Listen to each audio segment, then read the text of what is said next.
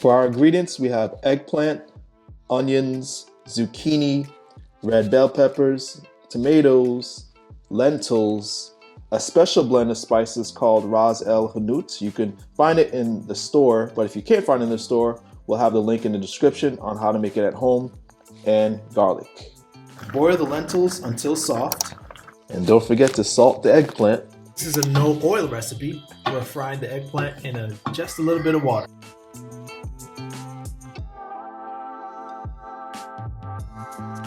And now we're frying the onions and the garlic.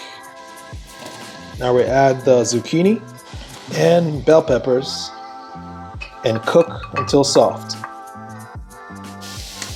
Add the cinnamon into the pot and the Ras El Hanout.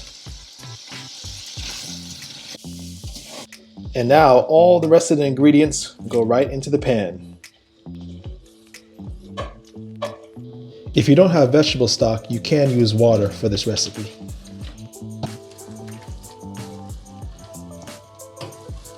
And now add the eggplant into the pot.